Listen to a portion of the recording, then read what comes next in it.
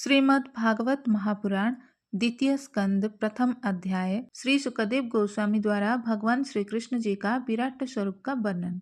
ओम नमो भगवते वासुदेवाय नमः। श्री सुखदेव गोस्वामी ने कहा, हे राजन, आपका प्रश्न महिमामय है, क्योंकि यह समस्त प्रकार के लोगों के लिए बहुत लाभप्रद है। इस प्रश्न का उत्तर श्रवण करने का प्रमुख विषय है और समस्त आध्यात्मिकवादियों ने इसको स्वीकार किया है। हे सम्राट, भौतिकता में उलझे उन व्यक्तियों के पास जो परम सत्य विषय के ज्ञान के प्रति अंधे हैं, मानव समाज में सुनने के लिए अनेक विषय होते हैं। ऐसे ईर्ष्यालु गृहस्थ का जीवन रात्रि में या तो सोने या मैथुन में रत रहने तथा दिन में धन कमाने या परिवार के सदस्यों के भरण पोषण में बीतता है। आत्म तत्व से विहीन व्यक्ति जीवन की समस्याओं के विषय में जिज्ञासा नहीं करते, क्योंकि वे शरीर, बच्चे तथा पत्नी रूपी विनाशोन्मुख सैनिकों के प्रति अत्यधिक आसक्त रहते हैं। पर्याप्त अनुभवी होने के बावजूद भी वे अपने अवसंयमभावी मृत्यु को नहीं देख पाते। हे भरतवंशी, जो समस्त कष्टों से मुक्त होने का इच्छुक है, उसे उन भगवान का श्रवण, महिमा गायन तथा स्मरण करना चाहिए जो परमात्मा, नियंता तथा समस्त कष्टों से रक्षा करने वाले हैं। पदार्थ तथा आत्मा के पूर्ण ज्ञान से, योग शक्ति से या स्वधर्म का भलीभांति पालन करने से मानव जीवन की जो सर्वोच्च सिद्धि प्राप्त की जा सकती है, वह है जीवन के अंत में भगवान का स्मरण करना। हे राजा परीक्षित, मुख्यतया सर्वोच्च आध्यात्मवादी जो विधि विधानों एवं प्रतिबंधों से ऊपर है, भगवान का गुणगान करने में आनंद का अनुभव करते हैं। द्वापर युग के अंत में अपने पिता श्रील द्वैपायन व्यासदेव से मैंने श्रीमद् भागवत नाम के इस महान वैदिक साहित्य के अनुपूरक ग्रंथ का अध्ययन किया, जो समस्त वेदों के तुल्य है। हे राजर्षि, मैं दृढ़ता पूर्वक आध्यात्म में पूर्ण रूप से स्थित था, तथापि मैं उन भगवान की लीलाओं के वर्णन के प्रति आकृष्ट हुआ जिनका वर्णन उत्तम श्लोकों द्वारा किया जाता है। मैं उसी श्रीमद् भागवत को आपको सुनाने जा रहा हूँ, क्योंकि आप भगवान कृष्ण के अत्यंत निष्ठावान भक्त हैं। जो व्यक्ति श्रीमद् भागवत को पूरे मनोयोग से तथा सम्मान पूर्वक सुनता है, उसे मोक्षदायक परमेश्वर की अविचल श्रद्धा प्राप्त होती है। हे राजन, महापुरुषों का अनुगमन करके भगवान के पवित्र नाम का निरंतर कीर्तन उन समस्त लोगों के लिए सफलता का निसंशय तथा निर्भीक मार्ग है, जो समस्त भौतिक इच्छाओं से मुक्त हैं, अथवा जो समस्त भौतिक भोगों के इच्छुक हैं, और उन लोगों के लिए भी जो दिव्य ज्ञान के कारण आत्मतुष्ट हैं। ऐसे दीर्घ जीवन से क्या लाभ, जिसे इस संसार में वर्षों तक अनुभव बहीन बने रहकर गंवा दिया जाए। इससे तो अच्छा है पूर्ण चेतना का एक क्षण, क्योंकि इससे उसके परम कल्याण का मार्ग प्रशस्त होता है। राजर्षि खटवांग को जब यह सूचना दी गई कि उनकी आयु का केवल एक क्षण शेष है, तो उन्होंने तुरंत अपने आप को समस्त भौतिक कार्यकलापों से मुक्त करके परम रक्षक भगवान की शरण ले ली। हे महाराज परीक्षित, अब आपकी आयु के और 7 दिन शेष हैं। अतएव इस अवधि में आप उन समस्त अनुष्ठानों को संपन्न कर सकते हैं जो आपके अगले जीवन के परम कल्याण के लिए आवश्यक है। मनुष्य को चाहिए कि जीवन के अंतकाल में मृत्यु से तनिक भी भयभीत न हो, अपितु वह भौतिक शरीर से तथा उससे संबंधित सारी वस्तुओं एवं उसकी समस्त इच्छाओं से अपनी आसक्ति तोड़ ले। मनुष्य को घर छोड़ करके आत्म संयम का अभ्यास करना चाहिए। उसे तीर्थ स्थानों में नियमित रूप से स्नान करना चाहिए और ठीक से शुद्ध होकर एकांत स्थान में आसन जमाना चाहिए। मनुष्य उपर्युक्त विधि से आसन जमाकर मन को 3 दिव्य अक्षरों अ, उ, म का स्मरण कराए और श्वास विधि को नियमित करके मन को बस में करे, जिससे वह दिव्य बीज को नहीं भूले। धीरे धीरे जब मन उत्तरोत्तर आध्यात्मिक हो जाए, तो उसे इंद्रिय कार्यों से खींच लिया जाए। इससे इंद्रियां बुद्धि द्वारा वशीभूत हो जाएंगी। इससे भौतिक कार्यकलापों में लीन मन भी भगवान की सेवा में प्रवृत्त किया जा सकता है और पूर्ण दिव्य भाव में स्थिर हो सकता है। तत्पश्चात श्री विष्णु के पूर्ण शरीर की अवधारणा को हटाए बिना एक एक करके विष्णु के अंगों का ध्यान करना चाहिए। इस तरह मन समस्त इंद्रिय विषयों से मुक्त हो जाता है, तब चिंतन के लिए कोई अन्य वस्तु नहीं रह जानी चाहिए। चूंकि भगवान विष्णु परम सत्य हैं, अतएव केवल उन्हीं में मन पूर्ण रूप से रम जाता है। मनुष्य का मन सदैव रजोगुण द्वारा विचलित और तमोगुण द्वारा मोहग्रस्त होता रहता है, किंतु मनुष्य ऐसी धारणाओं को भगवान विष्णु के संबंध द्वारा ठीक कर सकता है और इस तरह उनसे उत्पन्न गंदी वस्तुओं को स्वच्छ करके शांत बना सकता है।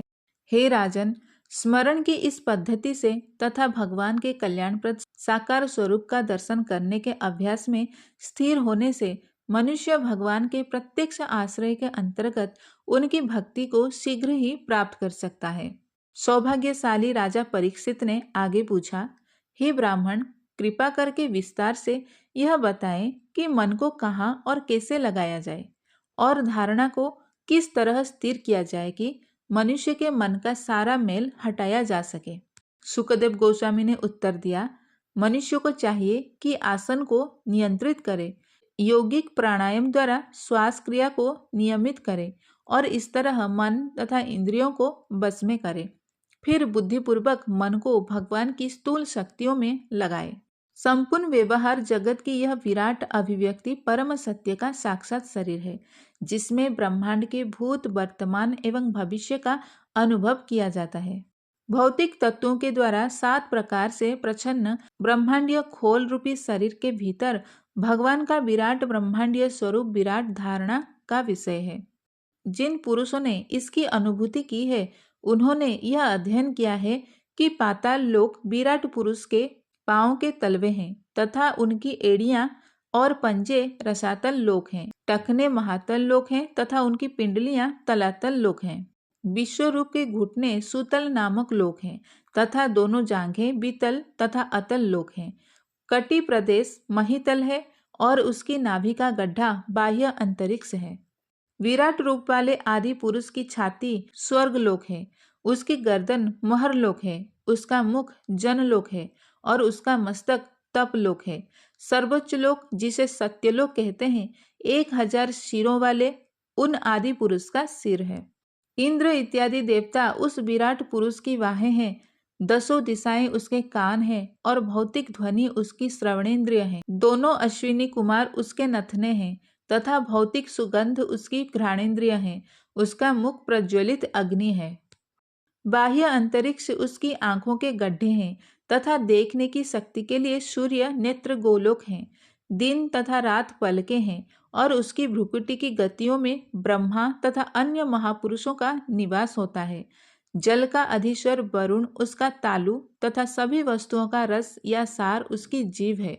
वे कहते हैं कि वैदिक स्तोत्र भगवान के मस्तक हैं और मृत्यु का देवता तथा पापियों को दंड देने वाला यम उनकी दाढ़ें हैं। स्नेह की कला ही उनके दांत है और सर्वाधिक मोहिनी माया ही उनकी मुस्कान है। यह भौतिक सृष्टि रूपी महान सागर उनकी चितवन स्वरूप है। लज्जा भगवान का ऊपरी होठ है, लालसा उनकी ठुड्डी है, धर्म उनका वक्षस्थल तथा अधर्म उनकी पीठ है। भौतिक जगत में समस्त जीवों के जनक ब्रह्मा जी उनकी जननेन्द्रिय हैं और मित्रा वरुण उनके दोनों अंडकोश है। सागर उनकी कमर है और पर्वत उनकी अस्थियों के समूह है। हे राजन, नदियां उस विराट शरीर की नसें हैं, वृक्ष रोम है और सर्वशक्तिमान वायु उनकी श्वास है। व्यतीत होते हुए युग उनकी गति तथा प्रकृति के तीनों गुणों की प्रतिक्रियाएं ही उनके कार्यकलाप हैं। हे कुरुश्रेष्ठ, जल ले जाने वाले बादल उनके सिर के बाल हैं, दिन या रात्रि की संध्या ही उनके वस्त्र हैं तथा भौतिक सृष्टि का परम कल्याण ही उनकी बुद्धि है। चंद्रमा ही उनका मन है जो समस्त परिवर्तनों का आगार है। पदार्थ का सिद्धांत सर्वव्यापी भगवान की चेतना है, जैसा कि विद्वानों ने बल देकर कहा है तथा रुद्रदेव उनका अहंकार है। घोड़ा, खच्चर, ऊंट तथा हाथी उनके नाखून हैं तथा जंगली जानवर और सारे चौपाई भगवान की कटी प्रदेश में स्थित हैं। विभिन्न प्रकार के पक्षी उनकी दक्ष कलात्मक रुचि के सूचक हैं। मानव जाति के पिता मनु उनकी आदर्श बुद्धि के प्रतीक हैं और मानवता उनका निवास है। गंधर्व, विद्याधर, चारण तथा देवदूत जैसी देवी योनियों उनके संगति के स्वर लहरी को व्यक्त करती हैं और आसुरी सैनिक उनकी अद्भुत शक्ति के प्रतिरूप हैं। विराट पुरुष का मुख ब्राह्मण है, उनकी भुजाएं क्षत्रिय हैं, उनकी जांघें वैश्य हैं तथा शूद्र उनके चरणों के संरक्षण में हैं। सारे पूज्य देवता उनमें सन्निहित हैं और यह प्रत्येक व्यक्ति का कर्तव्य है कि भगवान को प्रसन्न करने के लिए यथासंभव वस्तुओं से यज्ञ संपन्न करे। इस प्रकार मैंने आपको भगवान के स्थूल भौतिक विराट स्वरूप की अवधारणा का वर्णन किया। जो व्यक्ति सचमुच मुक्ति की इच्छा करता है वह भगवान के इस स्वरूप पर अपने मन को एकाग्र करता है, क्योंकि भौतिक जगत में इससे अधिक कुछ भी नहीं है। मनुष्य को अपना मन भगवान में एकाग्र करना चाहिए, क्योंकि वे ही अपने को इतने सारे रूपों में उसी तरह वितरित करते हैं जिस तरह की सामान्य मनुष्य स्वप्न में हजारों रूपों की सृष्टि करता है। मनुष्य को अपना मन एकमात्र सर्व आनंदमय परम सत्य पर एकाग्र करना चाहिए, अन्यथा वह पथभ्रष्ट हो जाएगा और अपने हाथों ही अपना पतन कर लेगा।